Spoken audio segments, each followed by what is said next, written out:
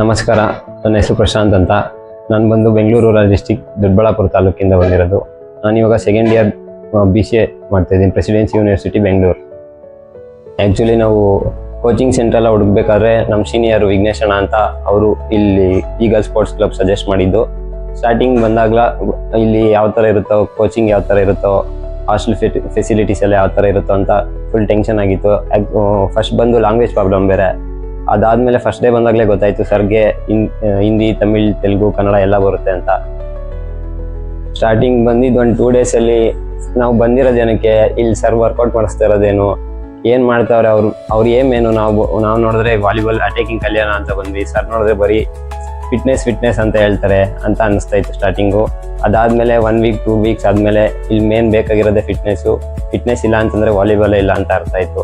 ಅದಾದಮೇಲೆ ಸರ್ರು ನಾವು ಆಡೋದು ನೋಡಿ ನಮ್ಮದು ಮೈನಸ್ ಪಾಯಿಂಟ್ಸ್ ಏನು, ಯಾವ ಟೆಕ್ನಿಕ್ ವೀಕ್ ಐತೆ ಇದೆಲ್ಲ ನೋಟಿಸ್ ಮಾಡಿ, ಮತ್ತು ನಾವು ಅದು ಟೇಕಪ್ ಜಂಪ್ ಪ್ರಾಬ್ಲಮ್ ಇದ್ದರೆ ಅದನ್ನು ಇಂಪ್ರೂವ್ ಮಾಡೋಕ್ಕೆ ಯಾವ ಡ್ರಿಲ್ ಕೊಡಬೇಕು, ಫಿಂಗರಿಂಗು ಪ್ರಾಬ್ಲಮ್ ಇದ್ದರೆ ಅದನ್ನು ಇಂಪ್ರೂವ್ ಮಾಡೋಕ್ಕೆ ಯಾವ ಡ್ರಿಲ್ ಕೊಡಬೇಕು ಅಂತ ಎಲ್ಲ ಪ್ರತಿಯೊಂದಕ್ಕೂ ಸಪ್ರೇಟ್ ಡ್ರಿಲ್ ಕೊಟ್ಟು ಸ್ಟಾರ್ಟಿಂಗ್ ಬೇಸಿಕ್ನ ಇಂಪ್ರೂವ್ ಮಾಡೋಕ್ಕೆ ಟ್ರೈ ಮಾಡಿದ್ರು.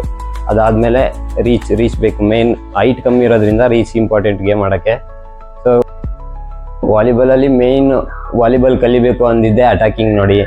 ಅದರಲ್ಲಿ ಹೈಟ್ ಬೇರೆ ಕಮ್ಮಿ ಇರೋದ್ರಿಂದ ಅಟ್ಯಾಕಿಂಗ್ ಮೇಯ್ನ್ ಇಂಪಾರ್ಟೆಂಟ್ ಬಂದು ಹೈಟು, ಜಂಪು. ಹೈಟ್ ಹೆಂಗಿದ್ರು ಇಲ್ಲ, ಜಂಪು ಏನೇ ಮಾಡಿದ್ರು ಜಂಪ್ ಕಲಿಲೇಬೇಕು. ಸೊ ಜಂಪ್ ಇಂಪ್ರೂವ್ ಮಾಡೋಕ್ಕೆ ಸರ್ ಯಾವ್ಯಾವ ವರ್ಕೌಟ್ ಬೇಕೋ ಅದನ್ನೆಲ್ಲ hurdles jump, box jump, evening times ಎಲ್ಲ ಬಾಕ್ಸ್ ಜಂಪ್ ಮಾಡಿಸಿ, morning time hills workout, mud workout ಎಲ್ಲ ದೇಸಿ ವರ್ಕೌಟ್ ಥರ ಮಾಡಿಸಿ, ಈವನ್ ಪ್ಲೇಯರ್ಗೂ ಸಹ ಸರ್ ಏನು ಮಾಡ್ತಾರೆ ಅಂತ ಐಡಿಯಾನೇ ಇರಲ್ಲ. ಅದಾದಮೇಲೆ ಲಾಂಗ್ ಟರ್ಮ್, ಈ ಶಾರ್ಟ್ ಟರ್ಮಲ್ಲಿ ಯಾವುದೂ ರಿಸಲ್ಟ್ ಕಾಣಿಸೋದು ಇಲ್ಲ. ಇವಾಗ ವರ್ಕೌಟ್ ಮಾಡ್ತಾವ್ರೆ, ಈ ಸರ್ ಇಷ್ಟು ವರ್ಕೌಟ್ ಮಾಡ್ತಾವ್ರೆ, ರೀಚೇ ಬರ್ತಾ ಇಲ್ಲ ಅಂತ ಅನ್ಕೊಂತಾರೆ ಪ್ಲೇಯರ್ಸ್ ನಾರ್ಮಲ್ ಆಗಿ. ಅದು ಬಂದು ನೀವು ಬಾಡಿಗೆ ರೆಸ್ಟ್ ಕೊಟ್ಟು ಲಾಂಗ್ ಟರ್ಮಲ್ಲಿ ರಿಸಲ್ಟ್ ಸಿಗೋಂಥ ವರ್ಕೌಟ್ಸ್ ಎಲ್ಲ ಸರ್ ಮಾಡಿಸೋದು. ಆ್ಯಕ್ಚುಲಿ ಲೇಸಿಗೆ ಇನ್ನೊಂದು ಹೆಸರೇ ನಾನು ಅಂತ. ಬಟ್ ಇಲ್ಲಿ ಬಂದರೆ 5:30ಗೆ ಎದ್ದೋಗ್ಬೇಕು, ವರ್ಕೌಟ್ ಮಾಡಬೇಕು. ಸ್ಟಾರ್ಟಿಂಗ್ 1 ವೀಕ್ ತುಂಬ ಅಂದರೆ ತುಂಬ ಕಷ್ಟ ಆಯಿತು. ಅದಾದಮೇಲೆ ಗೊತ್ತಾಯಿತು ಡಿಸಿಪ್ಲಿನ್ ಇಲ್ಲದೆ ಗೇಮ್ ಬರೋದೇ ಇಲ್ಲ ಅಂತಂದ್ಬಿಟ್ಟು.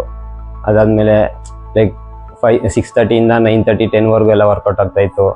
ವರ್ಕೌಟ್ ಮಾಡಿ ಮತ್ತೆ ಇವಾಗ ಸಂಡೇ ಟೈಮ್ ಒಂದೊಂದು ಟೈಮ್ ರೆಸ್ಟ್ ತೊಗೊಳ್ಬೇಕಾದ್ರೆ ಯೂಶಲಿ ಟೂರ್ನಮೆಂಟ್ಸ್ ಇಲ್ಲಿ ಇದ್ದೇ ಇರುತ್ತೆ. ಸೊ ನಮ್ಮ ಎಕ್ಸ್ಪೀರಿಯನ್ಸ್ಗೋಸ್ಕರ ಸರು ಇಲ್ಲಿ ಲೋಕಲ್ ಟೂರ್ನಮೆಂಟ್ಸ್ ಯಾವುದಾದ್ರೂ ಇದ್ದರೆ ಸರ್ ಗೊತ್ತಿರೋದೆಲ್ಲ ನಮ್ಗೆ ಸಜೆಸ್ಟ್ ಮಾಡಿ, ಎಕ್ಸ್ಪೀರಿಯನ್ಸ್ಗಾದರೂ ಅಲ್ಲಿ ನೀವು ಹೋಗಿ ಪ್ಲೇಸ್ ಮಾಡಲಿಲ್ಲ ಅಂದ್ರೂ ಪರವಾಗಿಲ್ಲ, ನಿಮಗೆ ಒಂದು ಎಕ್ಸ್ಪೀರಿಯನ್ಸ್ ಬರಬೇಕು ಅಂತ ಸರು ನಮ್ಗೆ ಸಪೋರ್ಟ್ ಮಾಡಿ ಟೂರ್ನಮೆಂಟ್ಸ್ ಎಲ್ಲ ಆಡಕ್ಕೆ ಬಿಡ್ತಾಯಿದ್ರು. ಸ್ಟಾರ್ಟಿಂಗ್ ಬಂದು ಅಟ್ಯಾಕಿಂಗಲ್ಲಿ ನಾನು ಬರೀ ಇವಾಗ ಊರಲ್ಲಿ ಆಡ್ತಾ ಇದ್ದಿದ್ದು ಅಂದರೆ ಒಂದೇ ಪ್ಲೇಸ್ಮೆಂಟು, ಸೆಂಟ್ರ್ ಅಂದರೆ ಸೆಂಟ್ರ್ ಮಾತ್ರ. ಬೇರೆ ಇವಾಗ ಅಟ್ಯಾಕರ್ ಪ್ಲೇಸಲ್ಲೂ ಅಟ್ಯಾಕಿಂಗ್ ಮಾಡೋಕ್ಕೆ ಬರ್ತಾ ಇರಲಿಲ್ಲ, ಆಲ್ರೌಂಡರ್ ಪ್ಲೇಸಲ್ಲೂ ಅಟ್ಯಾಕಿಂಗ್ ಮಾಡೋಕ್ಕೆ ಬರ್ತಾ ಇರಲಿಲ್ಲ. ಸ್ಟಾರ್ಟಿಂಗ್ ಬರೀ ಒಂದೇ, ನೆಟ್ ಮೇಲೆ ಹಾಕಿದ್ರೆ ಬಾಲ್ ಒಳಗಡೆ ಟ್ಯಾಪ್ ಮಾಡಬೇಕು, ಲೋಡ್ ಹಾಕಿ ಹೊಡಿಬೇಕು, ಇದೊಂದೇ ಐಡಿಯಾ ಇದ್ದಿದ್ದು. ಮತ್ತು ಸರ್ ಸಜೆಸ್ಟ್ ಮಾಡಿದ್ರು ಅಟ್ಯಾಕಿಂಗ್ ಅಂದರೆ ಇದಲ್ಲ, ಎಲ್ಲ ಪ್ಲೇಸಲ್ಲೂ ಹೊಡೆಯೋದು ಕಲಿಬೇಕು, ಬ್ಯಾಕ್ಔಟಿಂದ ಹೊಡೆಯೋದು ಕಲಿಬೇಕು.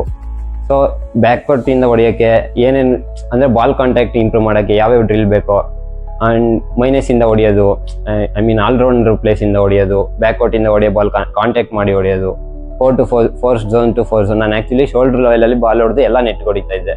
ಸರ್ರು ಮೇಲೆ ಹಿಡಿಬೇಕು, ಫಸ್ಟ್ ಥಿಂಗ್ ಬಂದು ಬಾಲ್ ಮೇಲೆ ರೀಚಲ್ಲಿ ಎಷ್ಟು ರೀಚಲ್ಲಿ ಆಗುತ್ತೋ ಅಷ್ಟು ರೀಚಲ್ಲಿ ಬಾಲ್ ಹಿಡಿಬೇಕು ಅಂತ ಸರ್ ಸಜೆಸ್ಟ್ ಮಾಡಿದ್ದು. ಸೊ ಅದರಿಂದ ನಾನು 4 to 4 ಹೊಡೆಯೋಕ್ಕೆ ಈಸಿ ಆಯಿತು. 1 to 1 4 to 1 ಹೊಡಿಬೇಕಾದ್ರೆ ಎಲ್ಲ ನೆಟ್ ಹೊಡಿತಾ ಇದ್ದೆ. ಅದನ್ನು ಸರ್ರು ಕರೆಕ್ಷನ್ ಮಾಡಿ ಮೇಲೆ ರೀಚಲ್ಲಿ ಬಾಲ್ ಹಿಡಿದ್ರೆ ನೆಟ್ಗೆ ಯಾವುದು ಹೋಗಲ್ಲ, ರೀಚಲ್ಲಿ ಹಿಡಿದ್ರೆ ಆರಾಮ್ಸೆ ಒಳಗಡೆ ಹೋಗುತ್ತೆ.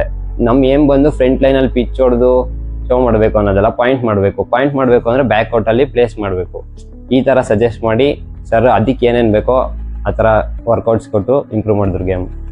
ಇನ್ನು ಹಾಸ್ಟೆಲ್ ವಿಚಾರಕ್ಕೆ ಬಂದರೆ ಸ್ಟಾರ್ಟಿಂಗ್ ಬಂದು ಹಾಸ್ಟೆಲ್ ಯಾವ ಥರ ಇರುತ್ತೋ, ಫುಡ್ ಯಾವ ಥರ ಇರುತ್ತೋ, ಅಡ್ಜಸ್ಟ್ ಆಗುತ್ತೋ, ವಾಟರ್ ಫೆಸಿಲಿಟೀಸು, ಕ್ಲೀನ್ನೆಸ್ ಎಲ್ಲ ಯಾವ ಥರ ಇರುತ್ತೋ ಅಂತ ಟೆನ್ಷನ್ ಆಗಿತ್ತು.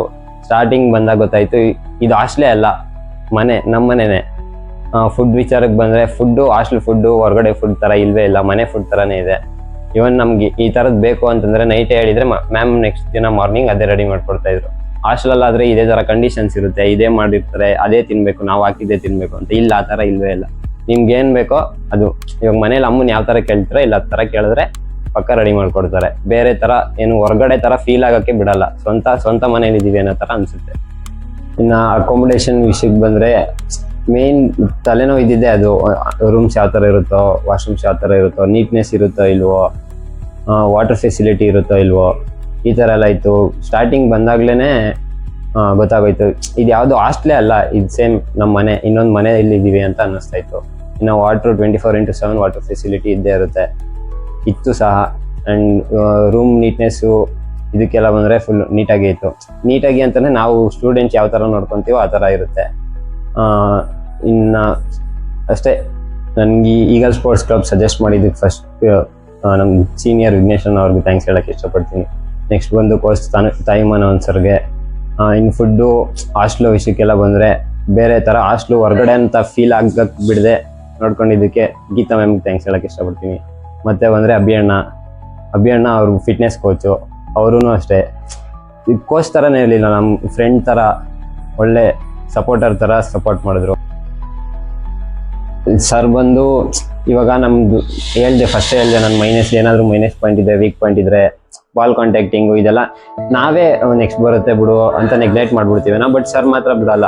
ಇವನ್ ನಮ್ಗೆ ಇಂಟ್ರೆಸ್ಟ್ ಇಲ್ಲ ಅಂತಲೂ ಸರ್ ಇದು ಮಾಡಲೇಬೇಕು, ಇದು ಈ ಥರ ಮಾಡಿದ್ರೇ ವರ್ಕೌಟ್ ಆಗೋದು ಅಂತ ನಮ್ಗೆ ಅದು ಅಡಾಪ್ಟ್ ಆಗಿ ನಾವೇ ಇಷ್ಟಪಟ್ಟು ಮಾಡೋರು ಸರ್ ಅಂತ ಬಿಡಲ್ಲ.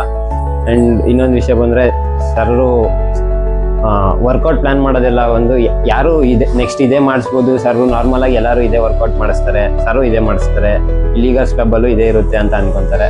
ಬಟ್ ಸರ್ ಕೊಡೋ ವರ್ಕೌಟು ಟ್ರೈನಿಂಗೇ ಬೇರೆ ಥರ ಇರುತ್ತೆ, ಇವನ್ ಎಲ್ಲರಿಗಿಂತ ಡಿಫ್ರೆಂಟ್ ಆಗಿರುತ್ತೆ. ಅದೇ ಹೇಳ್ದೆ ಅಲ್ವಾ, ಇಲ್ಲಿ ಬಂದು ಈ ಥರ ಕಲ್ತಿಲ್ಲ, ಈ ಟೆಕ್ನಿಕ್ ಕಲಿಬೇಕಿತ್ತು, ಈ ಥರ ಇನ್ನೂ ಕೇಳಬೇಕಿತ್ತು ಸರ್ನ ಅಂತ ಇಲ್ಲಿಂದ ಮುಗಿಸ್ಕೊಂಡು ಹೋಗೋ ಪ್ಲೇಯರ್ಗೆ ಆ ಮೈಂಡ್ ಸೆಟ್ ಇರಲೇಬಾರ್ದು. ಯಾಕಂದರೆ ಯಾವುದೇ ಸ್ಕಿಲ್ಲು ಯಾವುದೇ ಟೆಕ್ನಿಕ್ಕು ಉಳ್ದೇ ಇರಲ್ಲ, ಎಲ್ಲ ಹೇಳ್ಕೊಟ್ಟಿರ್ತಾರೆ, ಪ್ರತಿಯೊಂದು ಕವರ್ ಮಾಡಿರ್ತಾರೆ, ಪ್ರತಿಯೊಂದು ಅದೇ ಸರ್ ಹೇಳ್ಕೊಟ್ಟಿದ್ದ ತಕ್ಷಣ ಬರಲ್ಲ ಅದು. ನಾವು ಅದನ್ನ ಸರ್ ಇವಾಗ ಒಂದು ಸ್ಕ್ರಾಲ್ ಟೆಕ್ನಿಕ್ ಹೇಳ್ಕೊಟ್ಟಿದ್ದಾರೆ ಅಂತಂದರೆ ನಾವು ಫ್ರೀ ಆಗಿದ್ದಾಗಲೆಲ್ಲ ಅದು ಟ್ರೈ ಮಾಡ್ತಾನೆ ಇರಬೇಕು. ಸರ್ ಹೇಳ್ಕೊಟ್ಟಿರೋದು ಅದೇ, ನಾನು ಹೇಳ್ಕೊಟ್ಬಿಟ್ರೆ ಇಲ್ಲಿ ಬರಲ್ಲ, ನಿಮ್ಗೆ ಇಂಪ್ಲಿಮೆಂಟ್ ಮಾಡ್ತಾ ಇರಬೇಕು, ಫ್ರೀ ಆಗಿದ್ದಾಗೆಲ್ಲ ಆ ಸ್ಕಿಲ್ನ ನಿಮ್ಗೆ ಆ್ಯಕ್ಟಿವೇಟ್ ಮಾಡ್ತಾ ಇರಬೇಕು, ಆವಾಗಲೇ ಸ್ಕಿಲ್ಲು ನೀವು ಗೇಮಲ್ಲೆಲ್ಲ ಯೂಸ್ ಮಾಡೋಕ್ಕಾಗೋದು ಅಂತ ಸರ್ ಹೇಳ್ಕೊಟ್ಟಿರೋದು. ಸೊ ಥ್ಯಾಂಕ್ಸ್ ಟು ಕೋಚ್ ತಾಯಿಮನ ಅನ್ಸುತ್ತೆ.